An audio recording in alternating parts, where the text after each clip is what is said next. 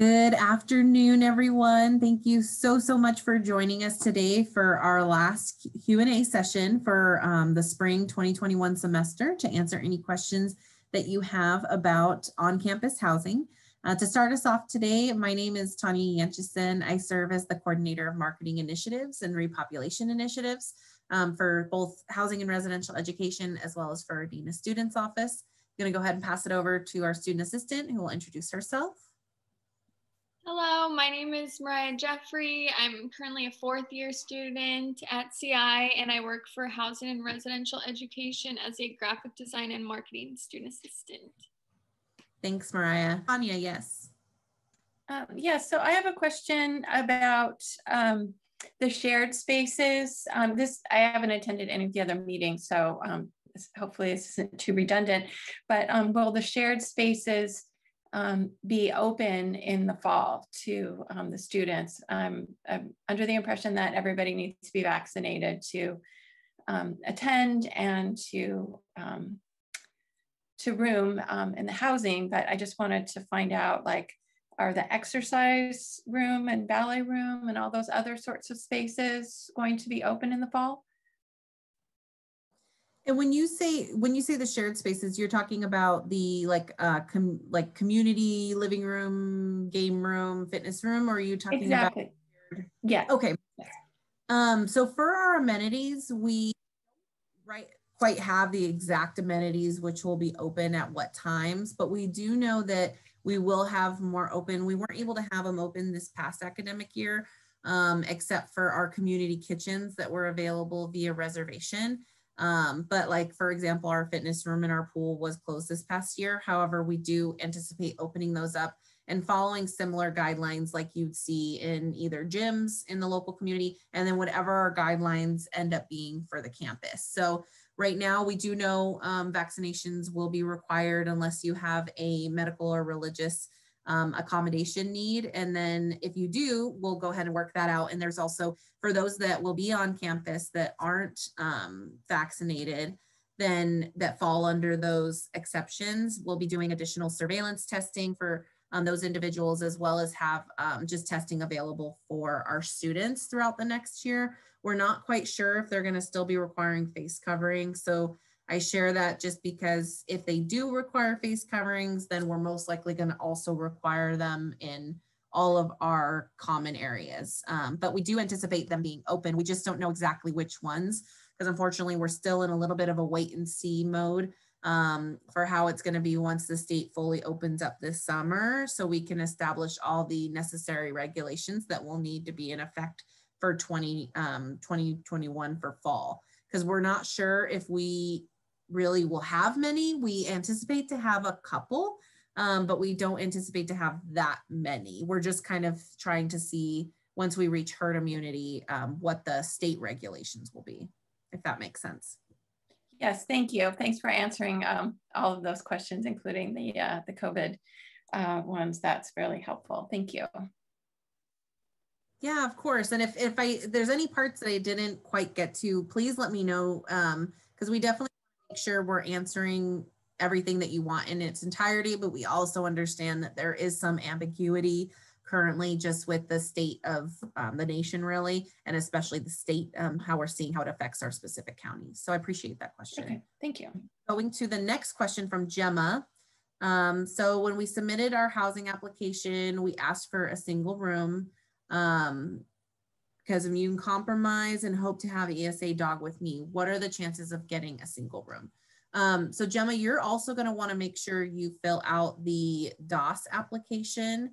So that is the information. Once you start the housing application, there's a whole section about accommodations within the housing application directing you to the form. Once you complete that form, then they'll work with you with your ESA and your single room accommodation.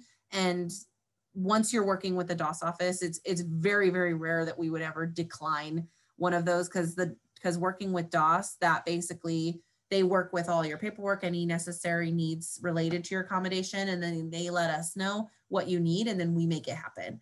And that's kind of how the process works regarding any accommodations. This could be related to an ESA. If you need, we have had students need refrigeration for medical supplies. We've had height necessities for beds, furniture requirements, things like that. So any accommodation need, you would go through the DOS application. If you can't find it within your housing application, we also have linked it under our resources and forms. I did recently see that the one on the DOS website was last year's, so I'm actually currently following up to try to get this year's. But if you have any questions or concerns about that, Mariah, do you mind adding our email, student.housing email, to the chat? You can always email student.housing@csuci.edu, and they can always handle your case more individually as well. Of course, you're welcome. So next we'll go to Anelli. So who can get a parking pass in housing, and when do we get a parking pass? Mariah, do you want to talk about that? Yeah, so I can answer the first part. Anyone in housing can get a parking pass, and they don't usually fill up. So we have a lot of different parking lots. So I feel like you should get SH parking pass, right, Tanya? Because there's a lot of, at first, my first year, I got like the wrong parking lot, and I had to like walk pretty far to my dorm, like after I got my parking pass over there. So I'd recommend getting like an SH parking pass, but you can get them, once you start moving in. I get mine right when I like am on campus, because they have them at the police station. You pick them up, but let's see.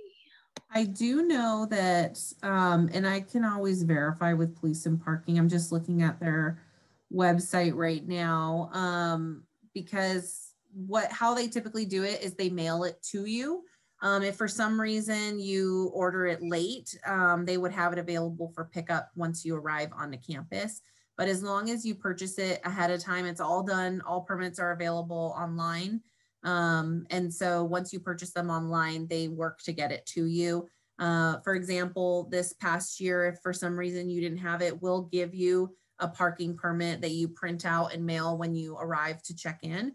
And then the actual physical parking permit will need to be displayed on your car if you're going to have a vehicle on campus after that move-in day weekend, or that move-in weekend, that Friday, Saturday, Sunday, because come Monday, they start citing again for parking permits. Now, if you purchase it ahead of time, had it mailed to you, a lot of students will just come to check in August with their permit already adhered to their vehicle, as well as with their move-in day parking permit. We do sell our parking permits. It's first come, first serve in terms of who gets a student housing permit.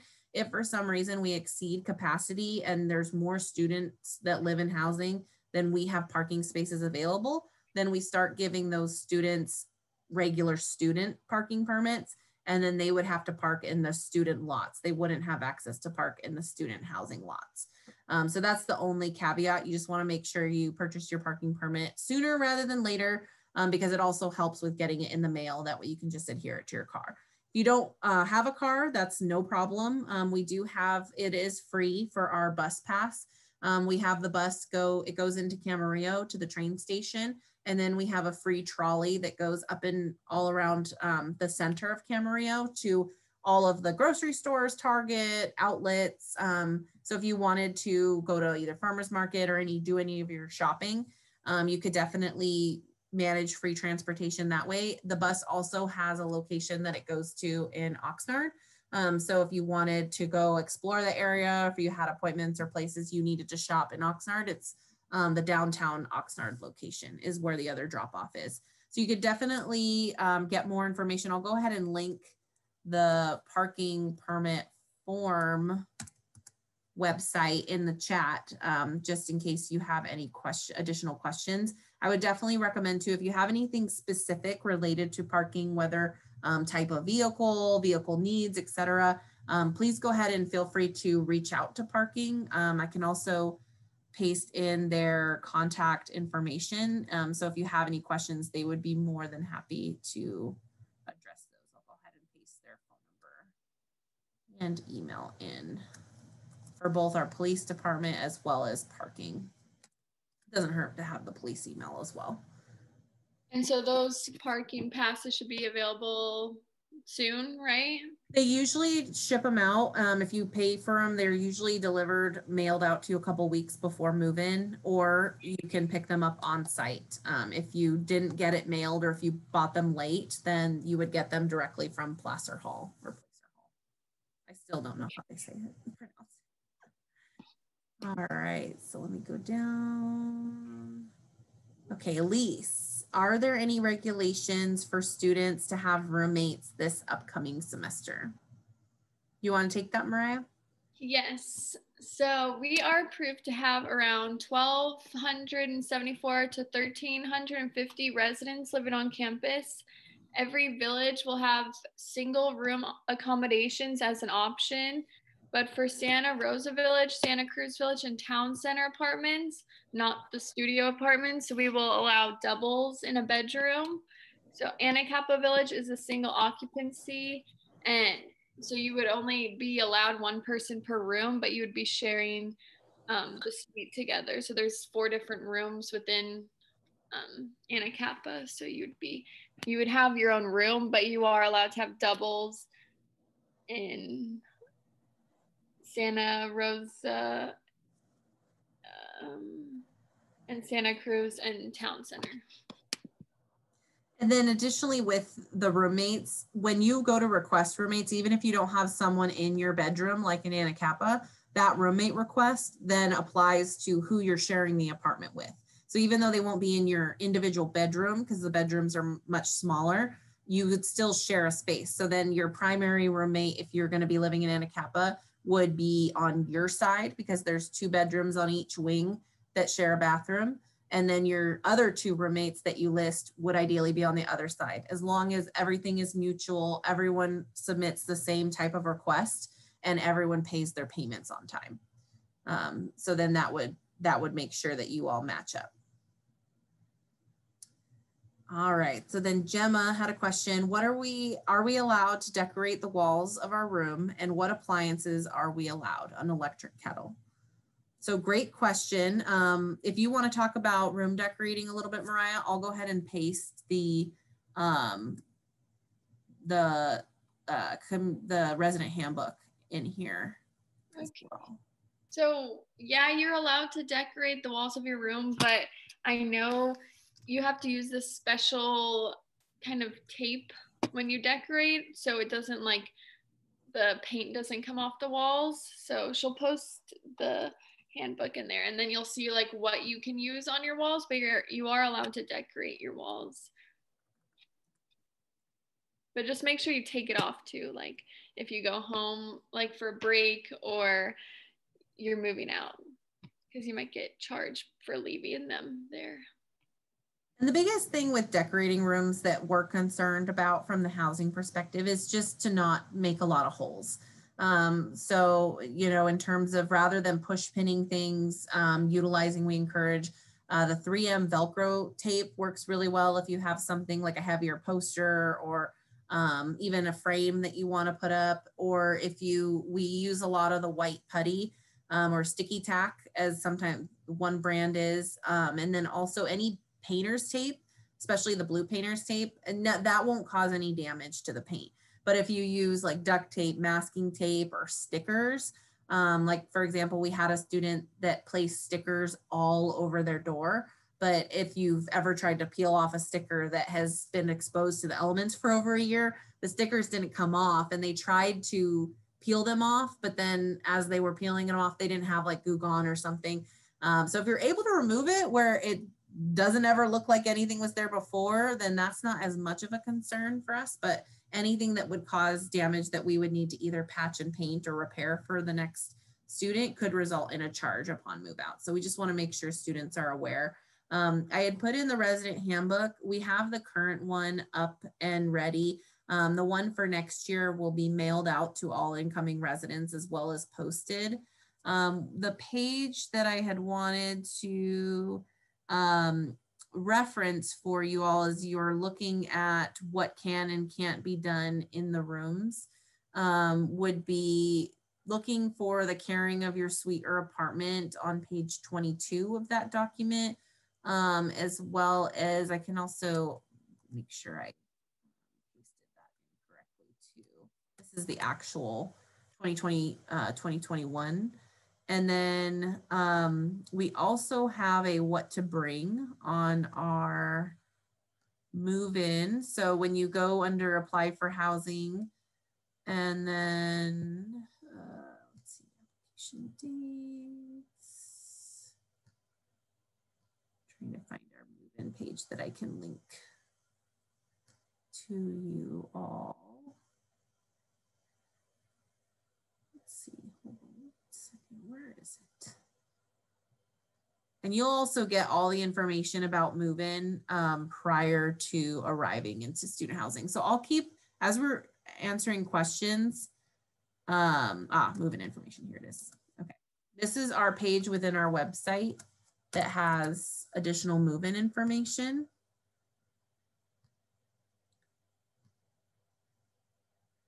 And while you'll see that it has the spring 2021 move-in information, that'll be updated as we conclude this semester.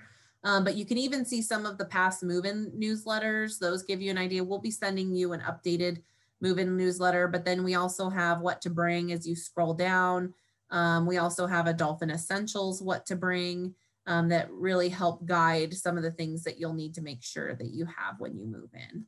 So those resources should assist in that planning. But if you have any specific questions, we can definitely address that for you.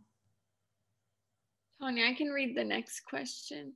Also, too, really quick, Mariah, sorry, for the electric kettle, that you can have a Keurig, but you can't have anything that has like an open surface that heats in your room. So the Keurig is permitted because it's something that comes through it rather than like a coffee pot where it has that hot plate that warms it up. So those are the types of appliances that you wouldn't be permitted, but you could use things like if you brought in like a blender or something like that. It also depends on where you live. So if you're living in Anacapa or Town Center and have a full kitchen, the appliances you're able to bring in are going to be a little more kitchen related, whereas you wouldn't be able to bring in a full set of all these kitchen appliances if you lived in Santa Rosa or Santa Cruz, because those rooms aren't equipped to handle, one, the cooking in terms of space, and then also for power and electricity. So go ahead and Mariah, if you want to go to the next one. Okay, Elise said, this may be off topic, but I applied to be a student assistant, and as a former RA, I know that can sometimes, we don't always need to apply for housing necessary depending on the student assistant job we get offered.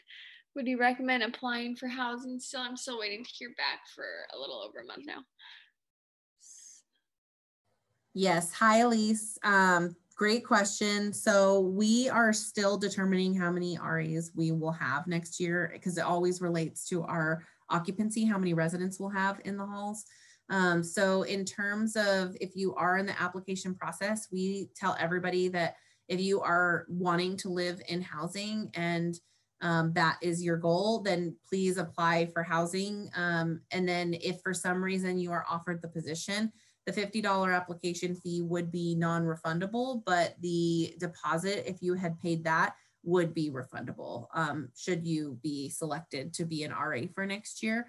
The notifications, I know they were ideally hoping to have them come out in the next couple weeks. I just am not fully sure if they're going to be able to adhere to that timeline or if they'll need to notify once grades come out, which would be the beginning of June.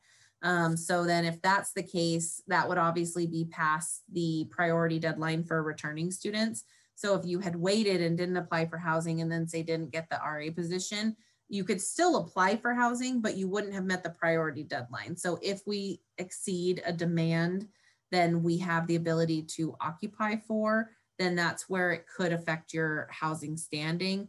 But we don't anticipate to have to turn anyone away from housing this year. It's something we're aware of could happen, but we anticipate that the demand will most likely match what our occupancy ability will be. So it kind of is. So Anelli, I see your question. It isn't really housing related, but where do we get our student ID? So since you already started, Anelli, have you come to campus at all? Or are you solely commuting from home? So far, all my classes have been online, but I want to live on campus next year. Okay, so Anelli, you actually have a student ID already since you're a student. It's probably, did you submit a picture at the start of the year? No, I didn't. Okay, so they probably haven't printed it yet. They won't print it until you submit a picture. Did you get any notification back when you first started about the student ID process?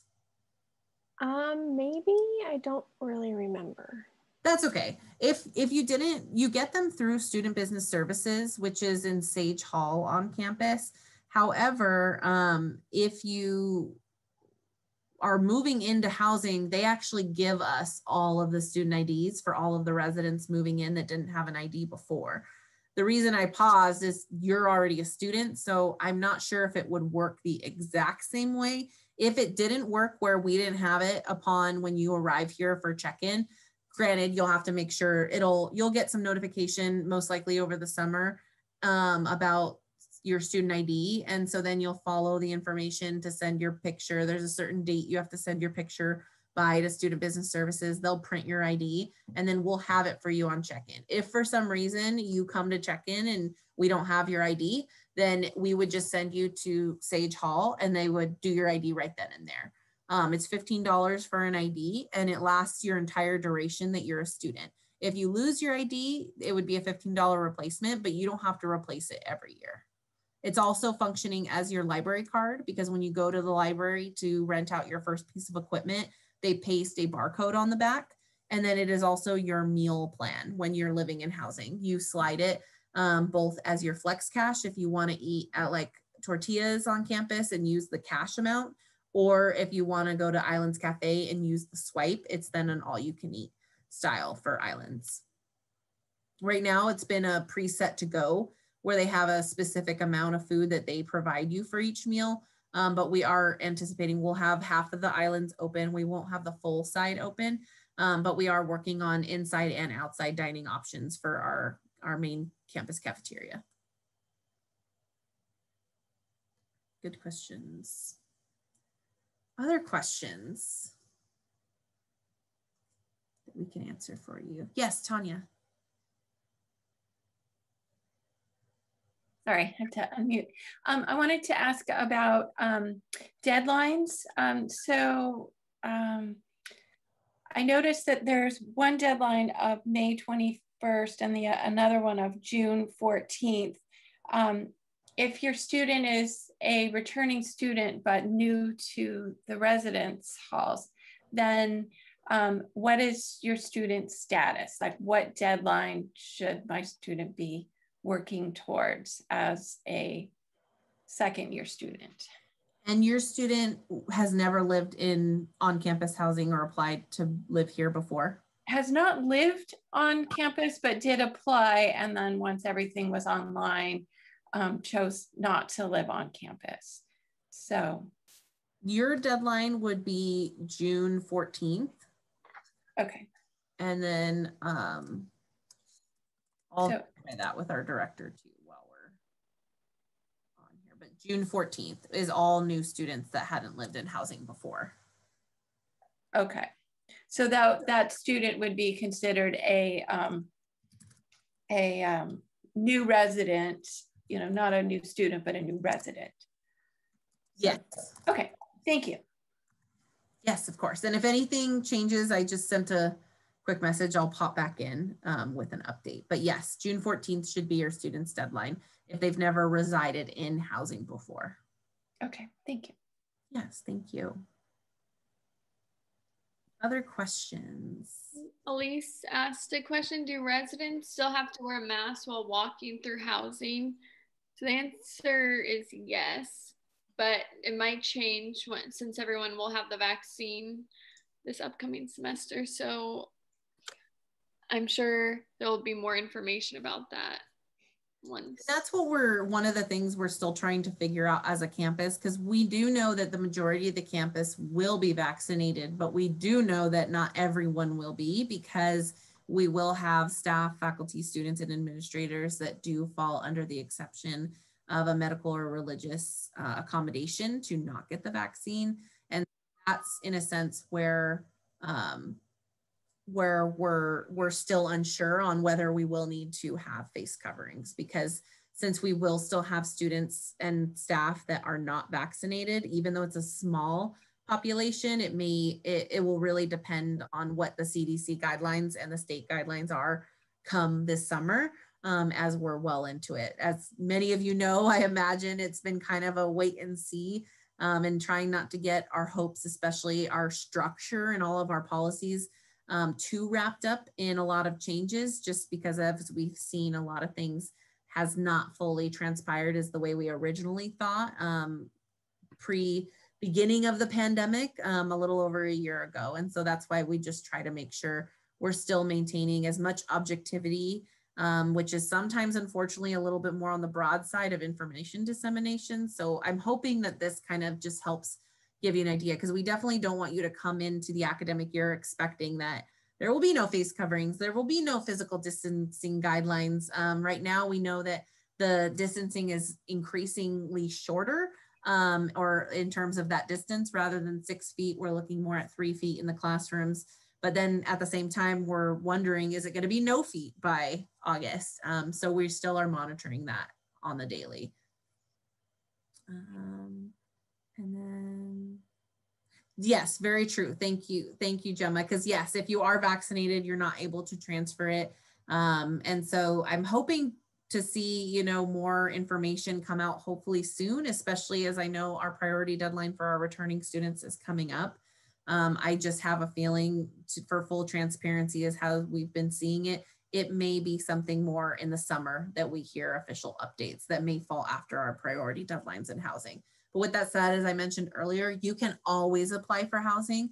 The priority deadline is just to make sure you've guaranteed your spot in that 12 to 1300 that Mariah was talking about earlier.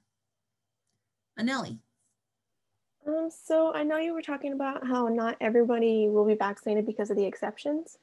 So those in housing, will the vaccinated people be grouped together and non-vaccinated people be grouped together, or will it be like mixed?